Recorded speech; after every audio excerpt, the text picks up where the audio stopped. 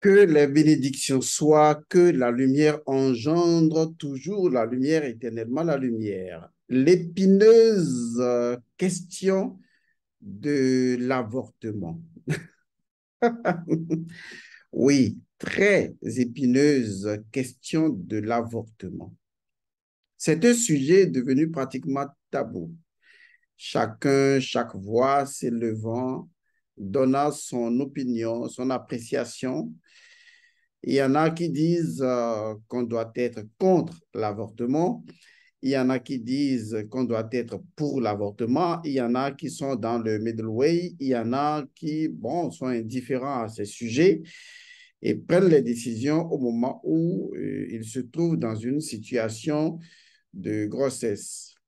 Et donc, la question demeure, surtout dans le cercle de la spiritualité, la question demeure véritablement très sensible pour beaucoup de personnes parce que dans la conscience des gens, lorsqu'on parle de l'avortement, il s'agit quand même de la suppression d'une existence, pas d'une vie, parce que la vie ne peut être supprimée, mais il s'agit de l'arrêt, de la mise en arrêt, de la suppression d'une existence en pleine évolution. Et donc, la question n'est pas banale, elle est non seulement culturelle, elle est sociétale et notre survie dépend de la réponse à apporter, n'est-ce pas, à un sujet aussi sensible. Parce que après tout, c'est un sujet que la religion ne peut pas régler, puisque la religion ne vous parlera que des interdits, mais seule la spiritualité archaïque va vous donner les outils nécessaires de la connaissance pour vous permettre de faire vous-même votre choix. J'insiste sur votre choix qui émanera de votre souveraineté de conscience. Lorsque vous laissez aux gens la souveraineté et la liberté de conscience, ils savent vraiment, je dis bien vraiment, faire toujours le bon choix. Parce qu'il y a cet accord, cette harmonie entre la conscience et l'esprit, entre l'esprit et le cœur, entre le cœur et la mat. Donc, il est très important de savoir que tant que les gens peuvent écouter leur conscience vraie, leur conscience profonde, leur conscience non humaine, les gens savent être en accord avec la Mahat, car la Mahat est le fondement de la conscientialité de l'individu. Même si le mot n'existe pas, je le crée pour la circonstance. Alors, nous allons voir vraiment, est-ce que oui, l'avortement est interdit, pardon? Est-ce que non? Est-ce que l'avortement peut être autorisé? Que dit le principe des choses à ce sujet? C'est ce dont nous allons parler aujourd'hui. Et ce qui est vraiment plus important, c'est de savoir s'il arrivait, je dis bien s'il arrivait, qu'un avortement se fasse, ou s'il arrivait que suite à des contraintes médicales, à des situations médicales critiques, et que le médecin soit obligé de faire un avortement, ou que soit à une situation particulière, que l'avortement soit la seule solution qui permette de faire survivre une femme, par exemple, j'imagine dans tous les cas de nécessité. Alors, est-ce qu'il y a quelque chose à faire et à quel moment peut-on vraiment se poser des questions sur les problèmes engendrés par l'avortement? Parce que je vais vous dire la vérité, l'avortement engendre des problèmes dans la vie de la personne, dans la vie aussi bien de l'homme que de la femme, car il y a une certaine responsabilité spirituelle puisqu'il s'agit quand même de l'esprit de l'homme et de l'âme de la femme. Alors, nous allons comprendre aujourd'hui ce qu'il faut comprendre de l'avortement.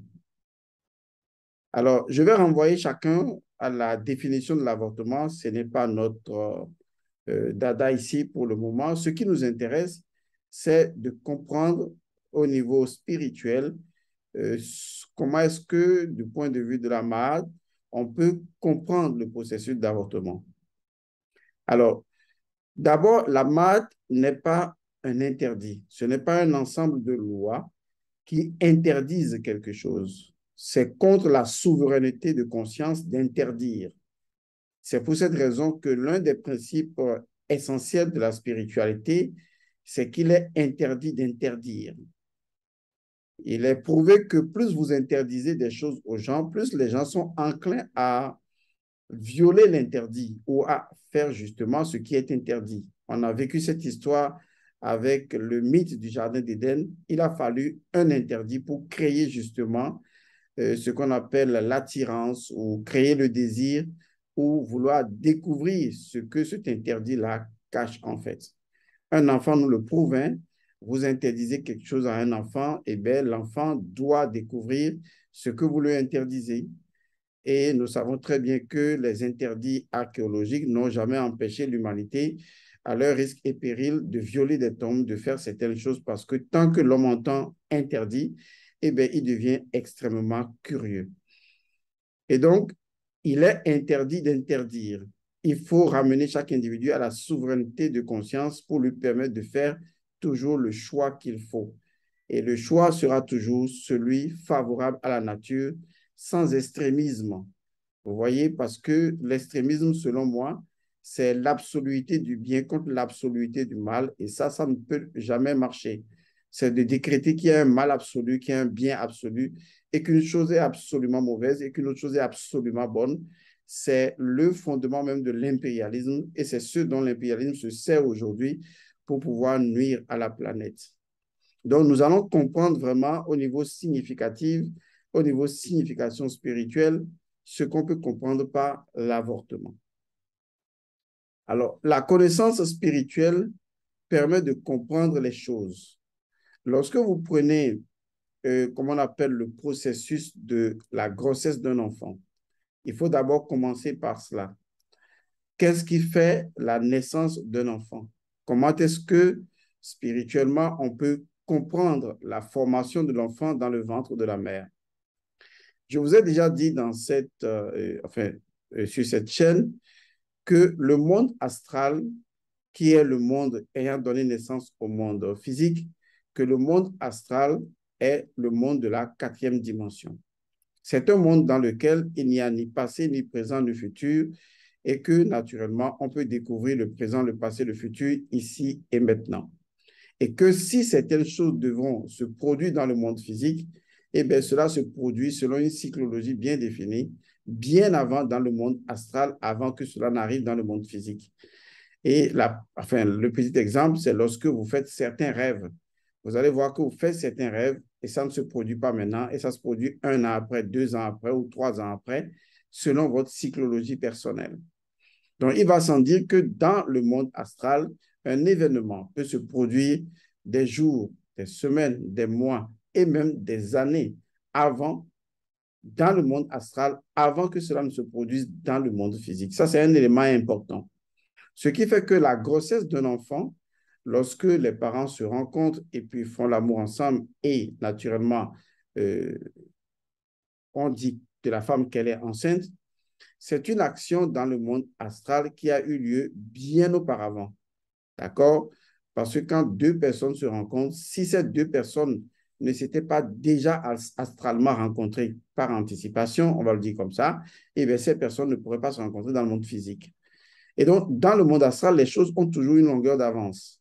Et ça, il faut garder ça à l'esprit, c'est important. Donc, quand vous dites d'une grossesse qu'elle est à 3 mois, dans le monde astral, eh bien, cette grossesse a commencé bien avant. C'est-à-dire que dans le monde astral, il y a eu une anticipation sur la grossesse qui, en fait, a été prévisible bien avant que vous ne parlez naturellement de 3 mois. Donc, logiquement, une âme a été destinée et l'âme doit entrer dans un corps. Et donc, naturellement, l'évolution de la grossesse est la preuve de la participation de l'âme à la grossesse.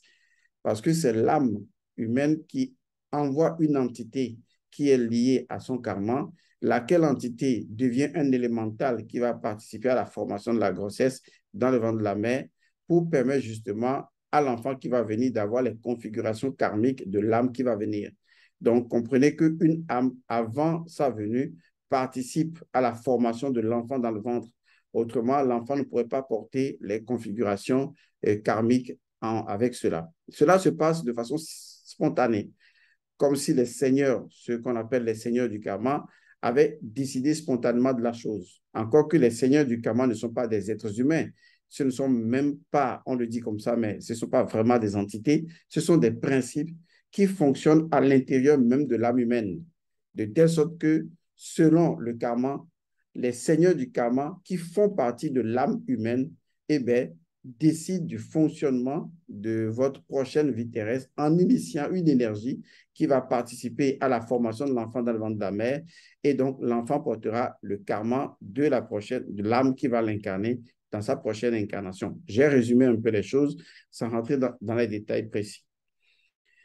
Et donc, au moment où vous arrivez, vous décidez de mettre fin à une grossesse, donc vous avez mis fin non seulement à ce que la nature a mis en processus, puisque sa loi est en train d'être élaborée, mise en place, vous avez porté entorse à l'effort d'une âme de vouloir donc s'incarner, vous voyez, et naturellement, vous avez porté entorse à votre propre loi, à votre propre mécanisme interne. Et c'est à ces trois niveaux qu'il y a un danger. Il y a un danger qu'il faut prendre au sérieux. Je parle d'abord du principe de l'enfant. L'enfant, lorsque vous l'avortez, eh bien, il va chercher soit à revenir, soit à ne plus du tout revenir. Et quand il va décider de ne plus revenir, par le fait qu'il ne veut plus revenir, il peut, dans son, je vais le dire comme ça, hein, peut-être dans sa colère, c'est trop exagéré, il peut décider à un moment donné de créer une privation, c'est-à-dire de vous priver de ce que d'autres enfants puissent venir. Et cela arrive souvent dans certains cas où les enfants naissent morts-nés et à travers le ventre d'une mère et qu'à un moment donné, des dispositions n'ont pas été prises, et bien cet enfant peut bloquer la venue d'autres enfants et cet enfant voudra encore venir forcément et mourir et revenir encore. C'est ce qu'on appelle généralement le phénomène des abikos et qui est en relation un peu avec la vengeance d'une âme qui veut faire payer un prix particulier à ses parents biologiques. Donc, lorsqu'une âme, et une âme peut être en colère, ça, il faut bien garder à l'esprit parce que cette âme n'est pas une nouvelle âme, c'est une âme ancienne.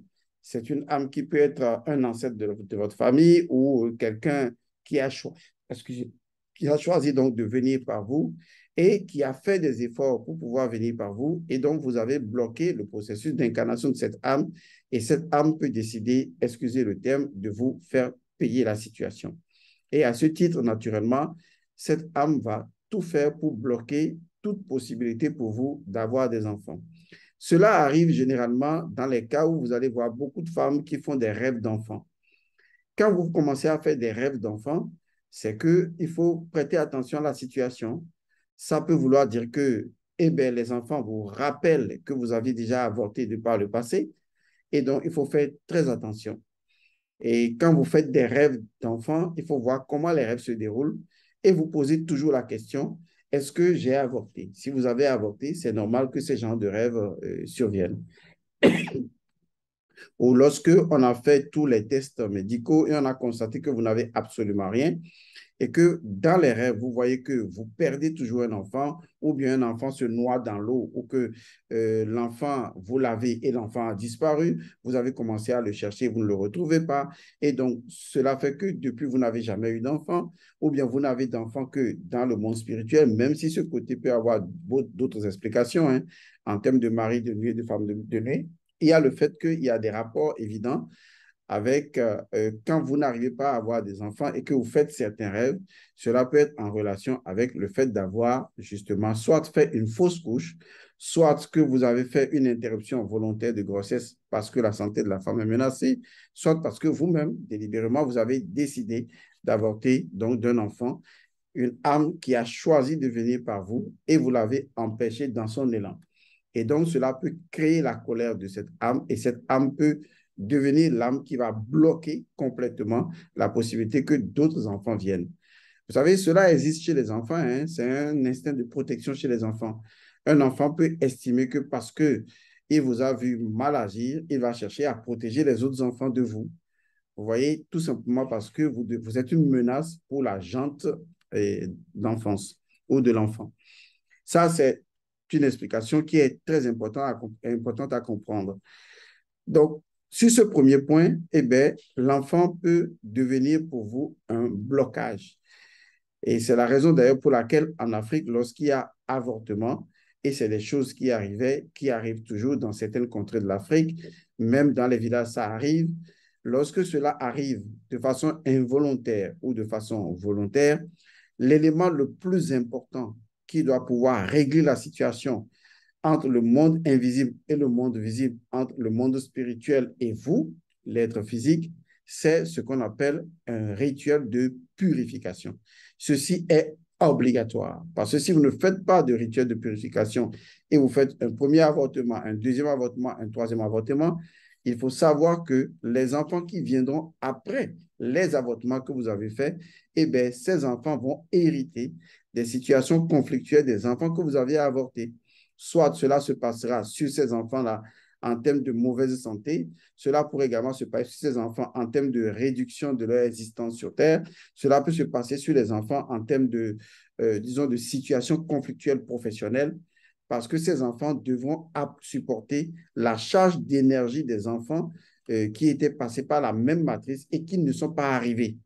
Or, la loi de la nature, c'est que toutes les énergies doivent arriver. Et vous, l'enfant actuel, vous êtes celui qui est arrivé et donc naturellement, toutes les anciennes énergies qui n'étaient pas arrivées viennent se positionner sur votre tête. On dira alors que c'est comme si votre âme n'est pas seule, elle porte la charge d'autres âmes qui devraient pouvoir s'incarner et dont l'incarnation a été stoppée, mais vous portez quand même une partie de leur charge, de leur responsabilité, et il faudra vous dissocier de ces âmes autrement. Ben, vous aurez l'impression que vous faites tout pour avancer, mais les choses ne marchent pas. C'est comme si au lieu de travailler pour une seule personne, vous travaillez pour 10 personnes et vous avez l'impression d'étouffer ou le poids pèse trop sur vous. C'est un élément très important qui identifie également si vos parents ont fait des avortements, soyez-en sûrs, en tant qu'enfant, vous emportez les traces conséquentielles et cela va forcément agir sur votre vie. Vous n'êtes pas isolé de votre père ni de votre mère et donc leurs actions impactent sur vous.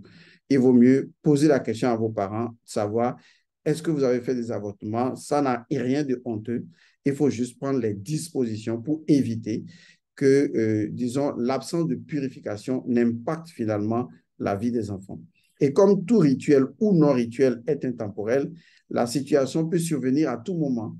Lorsque l'enfant se trouve dans une situation où les choses devraient marcher pour lui, c'est là que certaines entités ou ces élémentaires qui ont été préparés pour la grossesse et qui n'ont pas échu, eh bien, ces élémentaires vont s'accrocher à vous pour pouvoir faire aboutir un projet qui n'a pas pris fin, puisque vous êtes de même sang, alors c'est vous qui porterez la charge qui doit se faire. Alors, ça, c'est le premier cas. Le cas où l'enfant constitue l'enfant avorté, l'âme de l'enfant avorté, et oui, je vais dire ça comme ça, l'âme de l'enfant avorté devient le blocage ou l'élément bloquant conflictuel qui pourrit la vie de ses parents, et aussi bien des enfants qui viennent après, et etc. Des fois, quand les gens viennent me voir en consultation, ils disent oui, on est quatre pour nos parents. Moi, je suis. Non, ils disent on est trois pour nos parents. Moi, je suis à la deuxième position. J'ai quelqu'un qui me suit après. Et je leur pose la question est-ce qu'il y a eu dans votre famille des enfants morts-nés? C'est là qu'ils me disent oui, oui, il y a eu des morts-nés. C'est-à-dire, avant moi, il y a eu quelqu'un qui est décédé et moi, je suis venu après. Et je lui dis mais cet événement n'est pas anodin. Est-ce que les parents ont fait la purification autrement? Eh bien, vous êtes toujours quatre dans la famille. Et le deuxième qui devait venir et qui est parti, eh bien, son énergie devant normalement s'incarner dans le corps, et comme cela n'a pas été purifié, va chercher à s'appuyer sur un existant, et l'existant là aura l'impression de porter une charge plus lourde. En fait, de faire beaucoup d'efforts et d'avoir un peu de résultats. Et même le peu de résultats est un résultat très compromis parce que issu donc d'une forme d'énergie délétère qu'il faut forcément naturellement régler. Donc, si je veux m'étaler dessus, ça ne fera que le seul objet de notre rencontre et ce n'est pas ce que je souhaiterais. Et ça, c'est le premier élément. Le deuxième élément, c'est du fait même de la nature. Vous savez, la nature a une façon très précise de fonctionner. Elle possède ce qu'on appelle la mémoire des choses. C'est d'ailleurs dans la mémoire que se trouvent les mannes ancestrales. Tout ça, c'est relié ensemble. La nature possède la mémoire des choses. Lorsque vous demandez à la nature d'opérer une action, la nature conserve aussi bien dans l'acteur de l'action que en elle-même, la nature détient l'information que la nature cherchera systémiquement à rendre récurrente. Ça veut dire que si vous prenez l'habitude d'avorter, la prochaine fois où vous décidez de ne plus avorter, eh bien, vous allez voir que c'est la nature qui va aller contre vous. Parce que le fait d'avorter, c'est le fait d'instaurer une loi pour dire, lorsqu'il y a cet événement, moi, je l'expulse. Chaque action que nous posons tente à établir dans notre existence une loi. Surtout que nous avons pris peut-être le temps de mûrir cette action avant de la poser, eh bien, nous avons créé une entité. Qu'est-ce qu'une entité? C'est une énergie à laquelle on donne une certaine volition, c'est-à-dire une énergie qui possède une nature de récurrence. Pour qu'une énergie possède une nature de récurrence, il faut l'avoir nourrie longtemps ou il faut l'avoir répétée. Et une fois que vous l'avez répétée, eh bien, cette énergie devient une entité et elle ne vous quitte plus. Et donc, cette énergie-là dit à la nature ou donne à la nature une information très simple. Chaque fois qu'il y a conception, il doit y avoir expulsion. Maintenant, admettons que vous avez fait ça pendant longtemps, mais que vous avez quand même eu des enfants normaux. Vous voyez, c'est parce que selon votre cyclologie personnelle, il faut tenir compte de votre cyclologie. La cyclologie personnelle, c'est que chaque individu évolue dans le grand cycle de la nature, mais il évolue selon un cycle qui lui est propre. Vous voyez, il y a des gens qui évoluent selon un cycle de 1 an, d'autres un cycle de 3 ans, d'autres un cycle de 7 ans, d'autres un cycle de 9 ans intermédiaire ou d'autres un cycle de 12 ans. Vous voyez, chacun évolue selon des cycles donnés.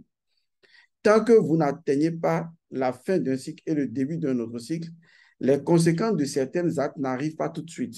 C'est ce qui fait croire aux gens que certaines personnes peuvent poser des actes et que les conséquences ne viennent pas et que d'autres posent des actes et les conséquences arrivent. Alors que c'est la même chose pour tout le monde, seulement on n'a pas notre cyclologie de façon identique. Par exemple, quand on prend l'Europe, le climat est différent. La climatologie est différente de la climatologie africaine. Est-ce que vous voyez, les périodes ne sont pas les mêmes et dont leur temporalité cyclique n'est pas notre temporalité cyclique. Vous voyez, donc il en est de même au niveau d'un animal. L'animal n'a pas la même cyclologie que nous. Et donc, au niveau même de chaque espèce, chaque individu a une cyclologie qui lui est personnelle. Or, c'est dans sa cyclologie que la nature va trouver comment lui envoyer les conséquences de ses actes, puisque les conséquences des actes sont en relation avec la cyclologie. Et ça, il faut vraiment jamais l'oublier. Donc, il ne faut pas dire qu'il y a des gens qui échappent aux conséquences de leurs actes, ce n'est pas possible. Puisque pour la nature, il n'y a pas de naissance, il n'y a pas de mort. Ce sont des étapes intermédiaires. Et donc, même après la mort, quand l'individu va revenir, la nature lui recontinue et lui reconduit sa cyclologie. Dans sa cyclologie, les conséquences de ses actes. Donc, nous payons ou nous assumons les conséquences de nos actes compte tenu de notre cyclologie personnelle. Et ça, il faut vraiment observer. Vous allez constater qu'à des moments donnés, après chaque 3 ans ou après chaque 4 ans, ça dépend, ou après chaque 5 ans, ou après chaque 7 ans, ou après chaque 9 ans, que vous avez comme l'impression que les mêmes choses se reproduisent. Et chez d'autres, c'est après chaque année. Vous voyez, il faut apprendre à s'observer pour arriver à cette conclusion-là. Donc, c'est à travers cette cyclologie que, dans la deuxième étape, la nature elle-même se donne le droit, en accord avec la cyclologie de l'individu, de lui faire vivre des expériences données. Maintenant, si durant votre vie, vous n'avez pas pu assumer les conséquences, c'est un exemple hein, du fait que vous avez avorté, que cela n'a pas perturbé du tout les actes de votre vie, ça ne veut pas dire que vous avez échappé belle, c'est faux. Ça veut dire simplement que là où c'est encore dangereux, cela est reconduit à vos enfants. Parce que l'héritage que vos enfants ne peuvent pas nier et dont ils doivent porter la trace, c'est l'héritage de sang. Et donc, tous les actes que vous avez posés sont enregistrés dans la mémoire sanguine. Et les enfants reprennent cette mémoire-là. Et selon la faiblesse de chaque enfant, eh bien, l'enfant va extérioriser les défauts de ses parents, connus ou inconnus. Hein. L'enfant va exposer ses défauts. Et c'est là que vous allez voir que ben, vous avez fait vos enfants, mais vos enfants n'arrivent pas à avoir d'enfants.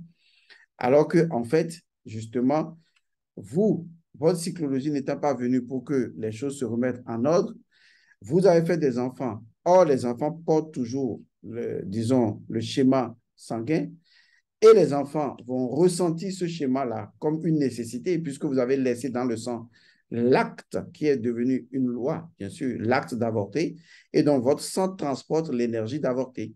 Et quand votre enfant portera ça, eh bien, il peut arriver que toutes les fois il met ça dedans pour une femme, eh bien, la femme, ça tombe.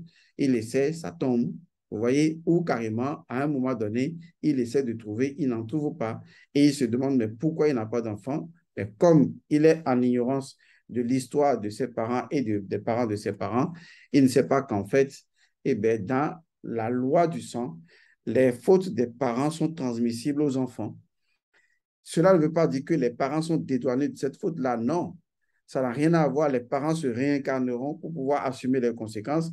Mais la loi du sang veut que celui qui partage le même sang que vous et qui est de vos gènes assume également une part de responsabilité puisqu'il ne peut pas porter le sang sans porter les faiblesses ni les forces de votre sang. Je pense qu'à ce niveau, vous avez très bien compris. Donc, à ce niveau-là, la nature opère. Et pour ça, nos ancêtres savaient ça. Ils avaient la connaissance, numéro un, qu'une âme pouvait devenir un blocage pour vous. Numéro deux, que la nature pourrait donc se retourner contre vous.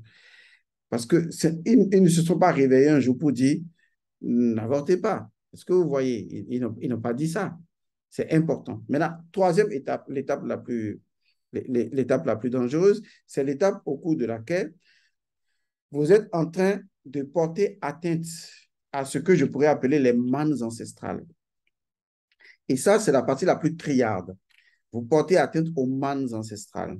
Les mannes ancestrales sont une énergie composite de la fertilité et de la virilité. Et je l'ai enseigné dans mon séminaire de Paris, séminaire qui est disponible à tout le monde. Hein, vous pouvez suivre ce séminaire-là en ligne.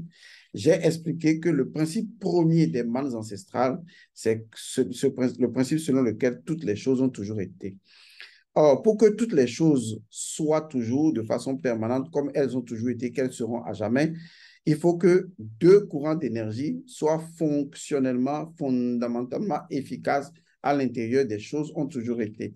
Et ces deux énergies-là, c'est naturellement la fertilité et la virilité. Or, lorsque vous participez à des séances, que vous êtes soit même médecin ou pas, hein, vous participez à des séances d'avortement, ce qui peut également arriver à un médecin qui participe à cela sans se purifier après, c'est que justement, ben, ces entités euh, qui impactent les concernés impactent également celui qui a posé l'acte. Parce que lui-même, il ramasse une certaine énergie qui va impacter son sang maintenant et va impacter naturellement sa lignée de sang. Mais ce n'est pas lui qui m'intéresse parce que c'est votre décision qui l'amène à agir, même s'il a également ses conséquences. Jusque-là, je ne dis pas que c'est euh, qu'il y a un Dieu quelque part qui va punir les gens. Non, je vous explique les choses dans leur fonctionnement naturel. C'est d'abord ça qu'il faut comprendre.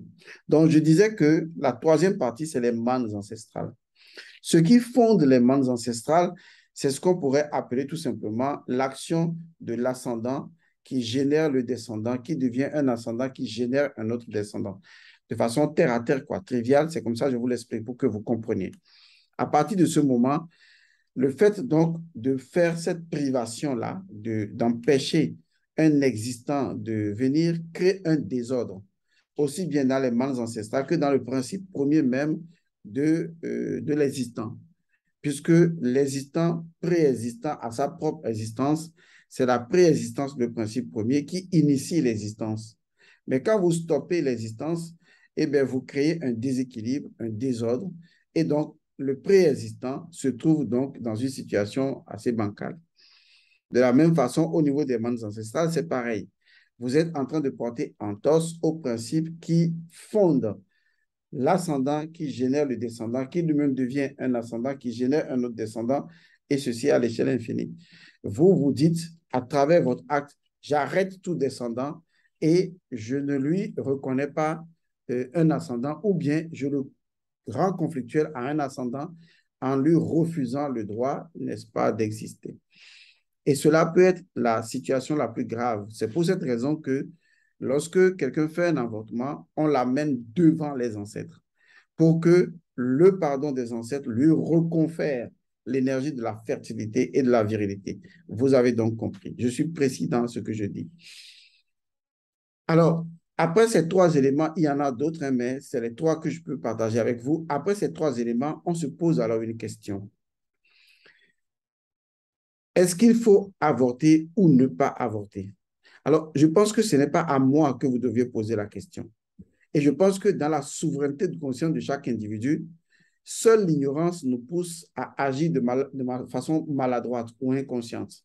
Mais lorsqu'on accède à la connaissance, en pleine conscience de la connaissance que l'on a acquise, c'est à vous de décider. Mais une chose est sûre, l'avortement arrivera d'une façon ou d'une autre. C'est-à-dire, par exemple, lorsque une mère est en situation difficile et qu'il n'y ait pas le choix, eh bien, les médecins sont obligés de procéder à un avortement. On me dira, oui, mais c'est parce que la situation est difficile et que Dieu comprendrait. Non, ce n'est pas comme ça que la loi naturelle fonctionne. La loi naturelle enregistre que, quelles que soient les situations qui ont poussé à prendre cette décision, la loi naturelle dit que tout simplement, il y a déséquilibre. Est-ce que vous voyez? Maintenant, le problème, ce n'est pas que l'intention compte, je suis d'accord. Mais le problème, ce n'est pas que oui, parce que l'intention était bonne, ça veut dire que justement, l'acte qui est posé, qui est l'avortement, doit rester comme ça. La nature ne comprend pas. La nature ne vit pas de l'intention. La nature vit de l'effectivité des choses. La nature est pratique et pragmatique. Donc, lorsque l'intention même est bonne, parce qu'on veut sauver la maman, et donc on est obligé d'avorter l'enfant, lorsque vous avez fini de faire ça, la nature attend de vous que vous pratiquiez obligatoirement un acte d'équilibre. Un acte d'équilibre, c'est d'abord, premièrement, une purification. Si vous ne faites pas une purification, quelles que soient les bonnes intentions qui vous aient poussé à le faire, eh bien, il y aura un problème. Dans les trois instances que j'ai nommées, il y aura vraiment un problème. Ça, je vous le garantis. Donc, l'intention ne suffit pas. À part le fait de faire un rituel, il faut maintenant apporter un élément équilibrant. Parce que, quoi qu'on dise, vous avez posé un acte. Regardez, par exemple, lorsqu'il y a des jumeaux qui doivent naître et qu'un jumeau ne vient pas au monde. Nos ancêtres apportent un équilibre. Non seulement ils font une petite cérémonie, mais ils créent une statuette qui devient le corps d'accomplissement du jumeau qui est décédé. Parce qu'ils savent que tant qu'un équilibre n'est pas apporté, il y a problème. Ouais, il y a problème. Et ça, rien ne changera cela. Parce que les énergies qui sont déséquilibrées doivent trouver un point d'équilibre. Toutes les forces doivent constamment être manifestées. Si elles ne sont pas manifestées, elles ne sont pas équilibrées. Est-ce que vous comprenez ça? Et donc, à partir de ce moment, il y a un vrai problème. On se retrouve vraiment devant une situation inextricable. La situation est que l'avortement intervienne dans des cas d'urgence, dans des cas de maladie spontanée, dans des cas de problèmes de l'enfant ou dans n'importe quel cas, ou que cela soit volontaire, il y a un élément qui reste commun, qui reste incontournable. C'est d'abord et avant tout la purification. Et un deuxième élément incontournable qui fait suite au premier élément, c'est justement la loi de l'équilibre qui doit être respectée. Et il y a un troisième élément qui interviendra parce que si vous ne faites pas ce troisième élément, eh bien, les choses risquent de se compliquer. On pourrait même dire que le rituel de purification et l'élément équilibrant à apporter, ce qui les met ensemble, c'est ce troisième élément en fait, même si je le mets après. Il s'agit donc du rituel du pardon. Ça, c'est important. Donc, une fois que ces éléments-là sont réunis et effectués de façon artistiquement spirituelle, l'individu peut être non seulement libéré de l'âme de l'enfant qui voudrait éventuellement lui imposer sa venue et qui ne voudrait pas partir, et empêcher ainsi d'autres âmes de passer par cette femme ou cette famille-là, ce blocage sera levé. Le blocage envers les mannes ancestrales sera naturellement levé puisque le rituel l'intègre. Et troisièmement, le fait d'avoir recours à la loi de l'équilibre, à la loi du pardon et aux autres rituels va maintenant indiquer à votre propre biologique et à votre sang que ce que vous avez fait, eh bien, vous avez apporté un élément équilibrant pour prouver que cela ne devait pas être fait. Et donc, à partir de ce moment, vous rentrez encore dans le pouvoir intérieur, ce que j'appelle la légalité spirituelle. Vous voyez, vous rentrez dans la légalité spirituelle, dans la droiture spirituelle, donc dans la Mahat. Vous voyez déjà que jusque-là, je ne fais qu'expliquer comment les choses fonctionnent. Et donc, je ne suis pas parti du fait que, oui, l'avortement, il faut l'interdire. Non, je n'ai pas dit ça. Je vous ai expliqué les choses. Et c'est à vous de décider en votre âme et conscience, au moment où une chose se produit, de ce que vous devez faire. Vous voyez qu'en fait, la maths est inscrite à l'intérieur de notre cœur. Et c'est à nous de laisser la maths émerger comme notre fille ou notre reine, comme d'ailleurs dans le cas d'un pharaon, et d'épouser la maths. Et non rester dans des idées rigides de il est interdit, il est interdit, il est interdit, il est interdit, jusqu'à ce que, on vous annonce un jour, c'est un exemple parmi tant d'autres, que, il n'y a pas de possibilité, mais que votre femme va mourir, mais que l'enfant, on ne lui donne pas non plus une capacité de survie. Et dans ce cas, vous faites quoi? Un autre élément qui doit entrer en considération et qui est très important encore, c'est celui dans lequel, avant de procéder, ça, je ne veux pas donner parce que quand vous permettez aux gens d'accéder à certaines connaissances alors qu'ils ne sont pas prêts, ils vilipendent la connaissance. Sinon, en réalité, en accord avec une âme qui va venir et faire un certain nombre de rituels, on peut parfaitement, dans les bonnes conditions, procéder à un avortement. Je ne veux pas donner cette clé pour que les gens pensent que j'autorise quelqu'un à avorter. Même dans le cas où, de façon interventionniste, on doit sauver une mère, il faut forcément s'adresser à l'enfant qui devra venir au monde. Forcément, obligatoirement. Vous croyez que l'enfant ne comprendrait pas? L'enfant comprend. Je vous assure, ce n'est pas un enfant. C'est une entité spirituelle qui a déjà vécu plusieurs réincarnations. Et quand vous faites les choses au mépris de leur souveraineté spirituelle des enfants, vous avez un problème. Moi, Elman Godson, j'ai des enfants. Je suis leur père. J'ai atteint un niveau de spiritualité et de connaissance avéré, certainement. Mais et si je vous dis qu'en réalité, de toute mon existence jusqu'à ce jour que j'ai eu mes enfants et qui grandissent, je ne leur ai jamais imposé quoi que ce soit. Ça peut paraître un peu tiré par les cheveux, mais je vous jure, je ne leur ai jamais imposé quoi que ce soit. En fait, je trouve toujours un cadre de discussion et de concertation. Je ne traite pas mes enfants comme des enfants. Je les respecte comme des divinités. Et donc, quand je regarde mes enfants et que je voudrais leur parler, je leur dis tout simplement que ça va, je peux vous parler. Il faudrait qu'on discute un peu sur quelque chose et que, on voit ce qu'on peut sortir comme solution ensemble. Les enfants voient vraiment la sincérité de leur papa, de les écouter, de parler avec eux et de faire valoir leur opinion. Vous voyez, et de les entendre. Et dans la majeure partie des cas, Ce n'est même pas moi-même qui décide de quelque chose, c'est eux-mêmes qui décident. Parce qu'en réalité, je suis absolument convaincu que chaque être humain est souverain. Et je traite les gens avec cette souveraineté que j'ai acquise. Je traite exactement tout le monde de la même façon. Parce que mes enfants, je sais d'où est-ce qu'ils viennent. Parce que c'est moi qui les ai mis au monde. Et ma première chose a été de remonter le monde spirituel pour les connaître. Et donc, je ne leur impose jamais rien. Je discute avec eux. Oui, il m'arrive en tant que parent de hausser le ton, de me fâcher ou de... Je fais souvent semblant de me fâcher pour attirer leur attention. Je fais vraiment semblant de me fâcher pour attirer leur attention. Mais je suis également ce parent-là, et ça, c'est vrai, absolument vrai, qui s'excuse. Et je dis à mes enfants de bien vouloir m'excuser, je m'excuse. Je suis ce parent-là qui ne rentre jamais dans la chambre des enfants, bien que ce soit des garçons comme moi, qui ne rentrent jamais dans leur chambre sans leur autorisation. Il faut voir jusqu'où ça peut aller. Le respect. Parce que le mot respect est en relation avec le sacré des choses.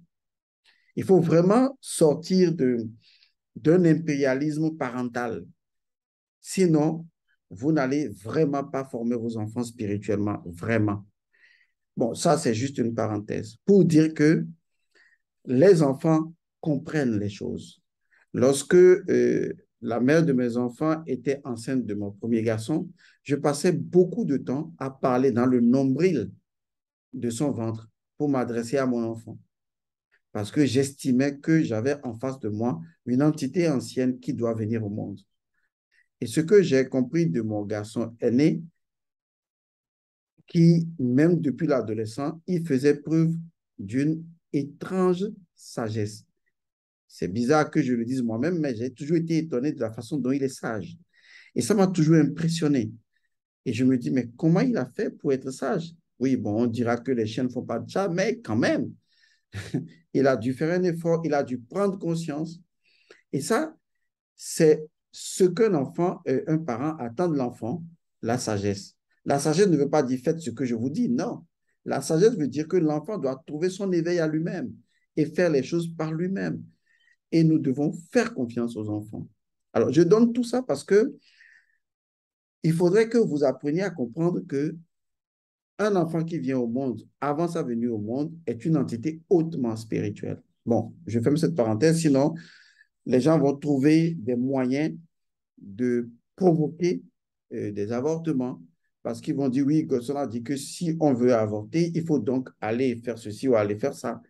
Même si cela se fait, je vous assure, il faut être intelligent parce que il y a une chose, hein, vous pouvez faire un rituel de purification une fois pour un avortement, mais quand on fait un rituel de purification et un rituel de pardon et autres à l'endroit des mondes ancestrales, c'est pour prendre une décision de ne plus reposer un acte donné. Mais quand on repose l'acte et qu'on estime qu'on peut faire ceci après, ce n'est pas la même chose. En tout cas, je ne vais pas rentrer dans les détails. Alors, comment se purifier lorsque justement on a fait un ou des avortements? J'ai rencontré beaucoup de femmes qui sont aujourd'hui au foyer, qui ont fait des enfants et qui néanmoins commencent à avoir des problèmes, pas forcément des problèmes de fertilité, mais des problèmes liés aux enfants ou à des cas de maladie. Et je leur dis, attention, est-ce que vous avez avorté? On dit oui, on avait avorté. Ben voilà. Et donc, il faut vraiment faire attention à cela. Cela ne vous quitte jamais, cela reste dans le sang de la famille et cela pourchassera l'un des enfants qui est en affinité avec. Et ça, il faut vraiment le comprendre. Donc, c'est pour cette raison qu'il faut se purifier pour se débarrasser, c'est une façon de parler, définitivement de cette énergie. Autrement, elle vous pourchassera pour vouloir se manifester forcément. Et donc, comment se purifier? Alors, pour se purifier, après avoir fait donc un avortement, vous allez me retrouver dans la formation sur les menstrues. Parce qu'il existe au niveau donc des menstrues une formidable technique, un formidable rituel qui permet justement la purification. Comment opérer cette purification? Eh bien, c'est ce dont nous allons discuter naturellement le 2 octobre. Vous savez, nous avons initié une mini-conférence dans le groupe de la formation sur les menstrues, puisque les menstrues, c'est déjà en formation. Nous avons initié une formation à l'intérieur de menstrues. Nous aurons, disons, une formation, une mini-visioconférence dans cette formation-là le 2 octobre, où nous parlerons justement de manger dans le sommeil. Manger dans le sommeil qui va nous conduire justement à cette situation de l'avortement, puisqu'il y a des sous-thématiques que nous allons aborder et naturellement comment se purifier. Et donc, cette vidéo-là est une vidéo d'information à toutes les personnes qui ont fait des avortements, à toutes les personnes qui pourraient se retrouver dans une situation difficile et que médicalement, l'avortement soit la seule issue, même si ces choses ont été faites, eh bien, comment les régler? Ou peut-être, est-ce que vos parents ont fait l'avortement et que peut-être vous n'en êtes pas conscient, vous n'êtes pas au courant?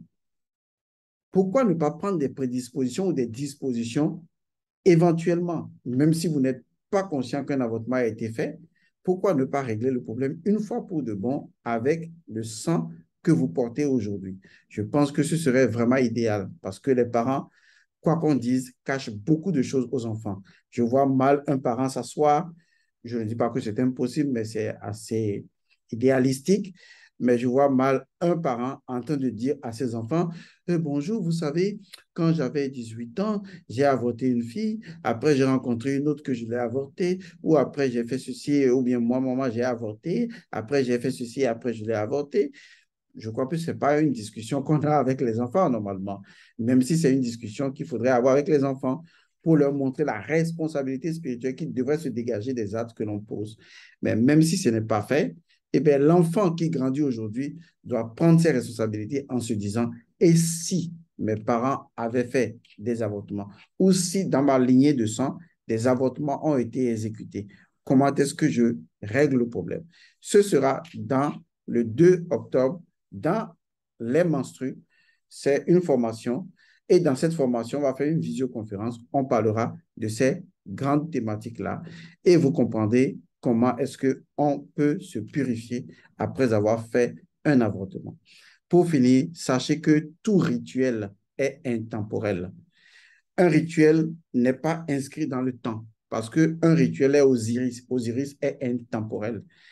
Et donc, des choses qui ont été passées, tant qu'on peut respecter le rituel, ça peut corriger le passé et ça peut corriger naturellement l'avenir et le présent. Est-ce que la grossesse et l'avortement, pardon, est autorisé en spiritualité? Je crois que c'est à chacun de répondre. Je reviens toujours à cette dimension de la souveraineté intérieure, à la souveraineté spirituelle, et je sais qu'à cette réponse, chacun donnera la meilleure réponse qui marche avec son évolution de conscience. C'est ça, la malade.